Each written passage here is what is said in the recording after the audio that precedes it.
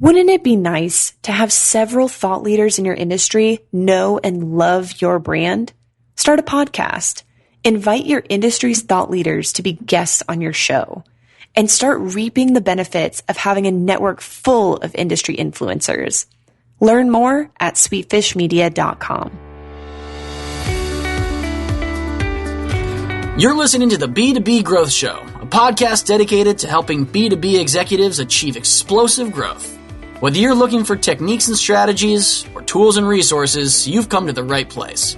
I'm Jonathan Green. And I'm James Carberry. Let's get into the show. Welcome back to the B2B Growth Show. Today we are joined by James Thomas. James is the CMO at Allocadia, as well as a leading industry speaker. James, welcome to the show.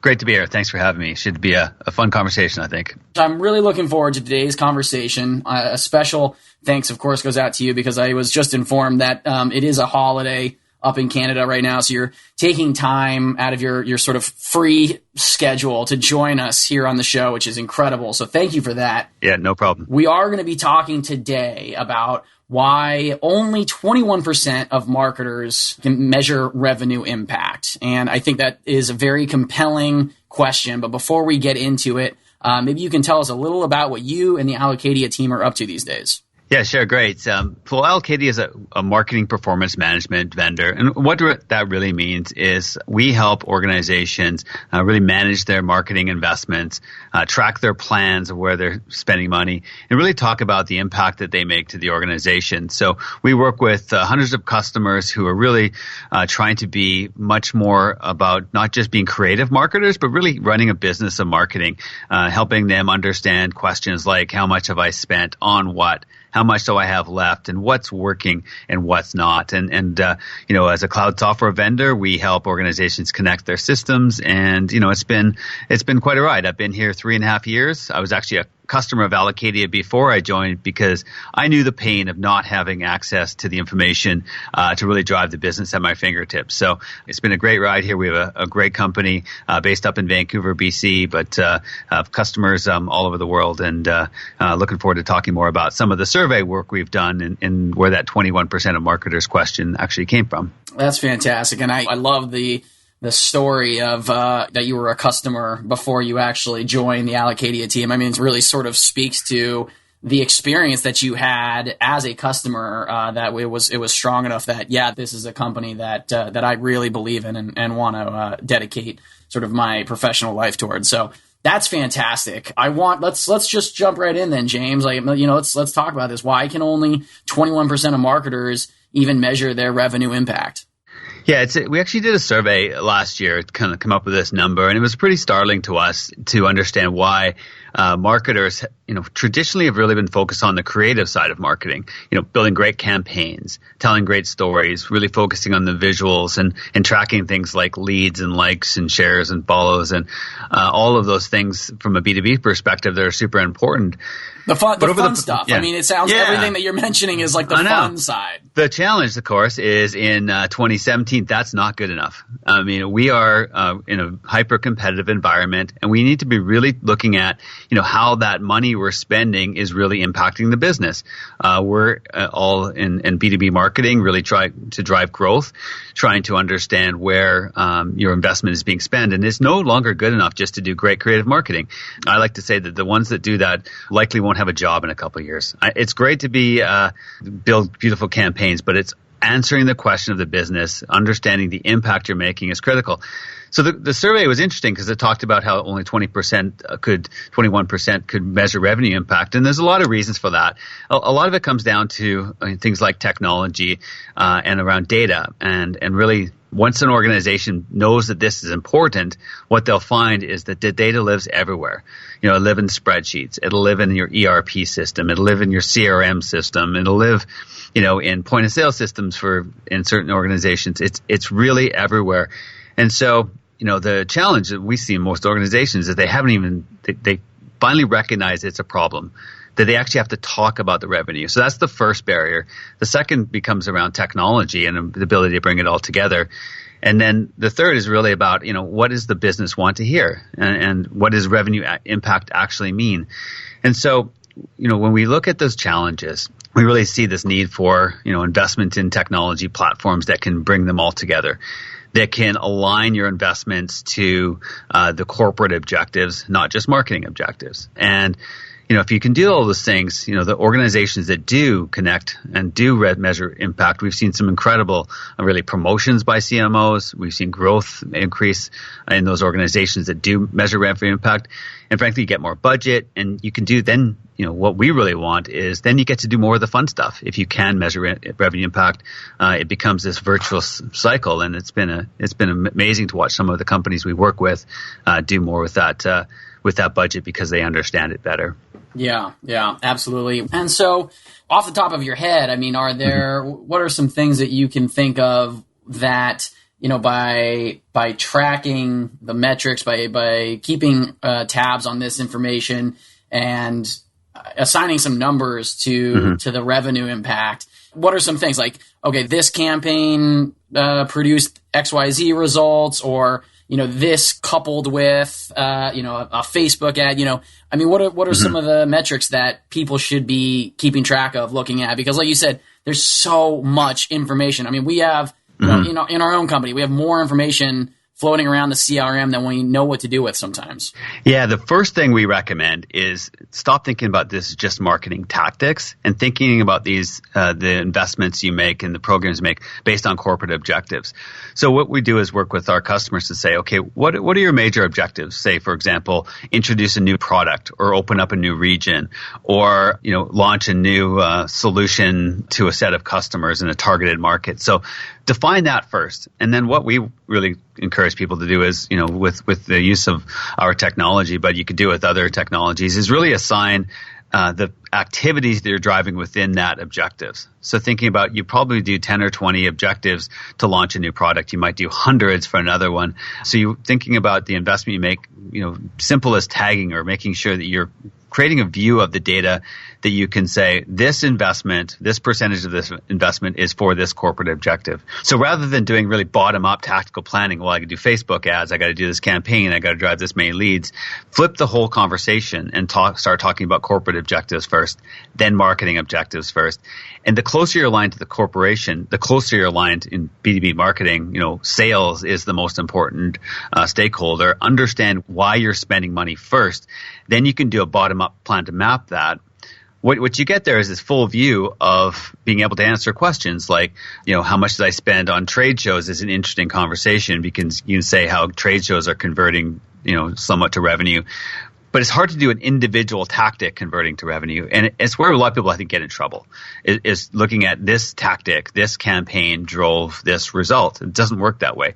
But the set of activities that are aligned towards an objective are the ones that you can track better. So we really want marketers to be looking at a bigger picture, because otherwise you just get overwhelmed. And so what we've done with our customers is look at things like, they call them like a sales play or a narrative, or, we use a serious decisions campaign framework and IDC taxonomy to give you a way to frame the conversation. Once you do that, then building up bottom-up tactics is pretty easy. And we also things like tagging your investment by a customer journey. And so I've talked about a lot of things. It's actually pretty complex. But if you think about this from the beginning and what the business questions you're trying to answer, flip that conversation and say, what would my CEO want to hear? Or what would my CFO want to hear? Not just what my marketers want to hear. I think you can have some pretty interesting conversations and have that data at your fingertips. And we see some pretty amazing results with our customers who do that work up front when they plan. Yeah. And it does sort of speak to this idea of a full company alignment. There's right. A lot of people talk about, you got to align sales and marketing. But you're almost you're expanding on that idea. You should. Everyone should be aligned from top to bottom.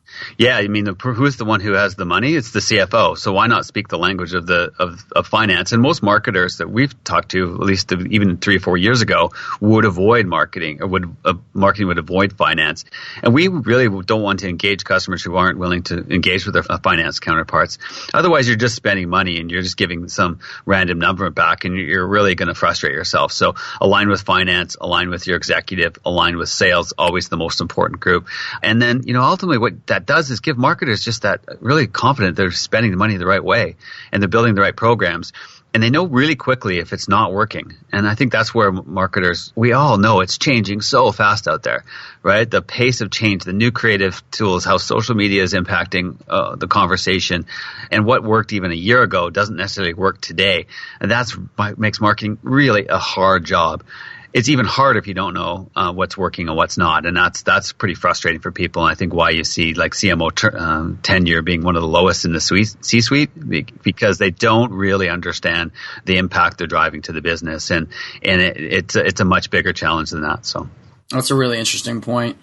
James, I also wanted to talk about this idea. We had exchanged a few emails a little bit before the show, but this idea that there is a difference between running marketing and doing marketing, or run marketing and doing marketing.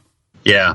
It's one of the things that we struggled with early on as a company, is explaining why you needed to do this. And so we often look at this whole challenge of marketers essentially have two jobs. That's it. One is to do marketing, the creative side, all of the social, the website, the campaigns, the events, the offline, the digital billboards. All of those things are the activities of doing marketing. And that's where technologies like marketing automation systems come in, and really the core systems that run the creative side of marketing. So you've got the Adobe Marketing Clouds and Marketos and Eloquas and the hundreds of other technologies aligned to help you do that. On the other side is what we call running marketing. So that's really about the planning, the investment, and really measuring results. And that's where marketing performance management fits in. And I think it's a really simple way for marketers to understand that they need to do both. And that effective marketing in 2017 requires those two systems to work together in a synchronous fashion. So, you want to be planning your system, planning your programs, aligning to objectives. You want to make sure you're managing your investments properly, working with finance to make sure you have the right budget. Then you go execute. So you can imagine a figure eight loop. And if you go to our website at allocadia.com, you'll see a lot of information on it. And that eventually you want to spend more time doing marketing than you do running marketing. But if you don't run marketing properly, you actually don't get to do great marketing. So check it out. There's a lot of research on there to give you a sense of what it looks like. And we've helped build like our marketing technology stack around the whole run marketing and do marketing concept. And frankly, we had a really fun campaign. We've got this hashtag run marketing. If you go check that out on Twitter, you'll see a lot of stories. You'll see a lot of customers telling how they run marketing and how it's really freed them up to be a better marketer overall. Yeah. Well, so James, let me ask you then, because we have, even in this interview, touched a little on how quickly the landscape of marketing can change and evolve, especially these days. You made the point that something that might have been successful a year ago may not necessarily work anymore because things are changing so quickly. How do you have any advice then for people that are trying to run their marketing, do their marketing effectively, but, sort of coming up with a strategy that works long term while also, realizing that the landscape can constantly be changing? Yeah, to me, this really comes down to building the credibility in your marketing team and your marketing program, and by that I mean credibility, being able to answer those questions from the CFO and CEO about where you're spending your money, and being really honest with them, being super transparent, saying this collection of activities has driven this type of impact. We tried 5 things that didn't work. We weren't afraid to try them. We invested this way. We didn't work, so we're going to do less of them. And I find, I've talked to a couple of my CMO counterparts about the concept of transparency. And marketing before was kind of this black art that we were kind of keeping things under the radar. We didn't want to talk about some of the results that we had. We wanted to make sure that we protected our assets and make sure that we were able to experiment all we want. And if you watch marketing even 10 years ago, we didn't have to justify a spend. We just have to justify more viewers and more revenue. We didn't know if we were profitable or not. And like I said, those times really changed. So once you get credibility, then you can do a lot of experimentation. And we've done experimentation with lots of B2B technologies. I'm not a huge team here, but I've got to invest in things like predictive lead scoring. And we're doing a lot of work around account-based marketing. And we're doing work and lots of work in social media, but trying new things constantly because you want to be able to experiment. But if you don't, I know in my past I didn't necessarily have this information in my fingertips, so I was really mandated what to do. And there is nothing worse as a marketer being mandated what to do. And go back to what we used to work in the past, and that's kind of why I brought in Allocadia, my last company, to give me credibility and give me the confidence that I knew what was working and what wasn't. And then once you do that, you get the ability to be creative again. And that's really what we want to do as marketers. We don't want to be buried in spreadsheets tracking our financial data. We actually want to know enough of that, to be great marketers. And I think that when you do those two things together, it becomes a lot more fun of a job again. Yeah. Well, and if there are any marketers out there who love being buried in spreadsheets, please drop us a line. We could use more people on our team, on the Allocadia team. So it's amazing what people do. We had one company that showed us their 37-tab spreadsheet they used them on marketing. I'm like, oh my God, that's just you got it. You're better than that, guys. Let's have some more fun. Yeah, absolutely. I mean, that people get into marketing for, I would say, more often than not, to be part of the creative side. Now, you have to be able to crunch the numbers. You have to be able to do the stuff that's not quite as entertaining. But like you said, if you can free up more time to get to the fun stuff, that's I think where the passion is. Yeah, I totally agree. So James, thank you so much again for your time, for your wisdom on the show. If any of our listeners are interested in connecting with you, finding out a little bit more about today's episode, or even what you and the Allocadia team are up to moving forward, what's the best way for them to go about doing that? Sure. Well, as I mentioned on our website, allocadia.com, so ALLOCADIA.com is a great place to start. We're really active on Twitter, and we love to engage with you there, so add Allocadia on Twitter. And my handle is jthomas_44 if you want to interact with me directly. Perfect. All right. Thanks again, James. Have a great rest of your day. I enjoyed this. Thanks very much. Great to talk to you. To ensure that you never miss an episode of the B2B Growth Show, subscribe to the show on iTunes or your favorite podcast player. This guarantees that every episode will get delivered directly to your device. If you or someone you know would be an incredible guest for the B2B Growth Show, email me at jonathan@sweetfishmedia.com and let us know. We love connecting with B2B executives, and we love sharing their wisdom and perspective with our audience. Thank you so much for listening. Until next time.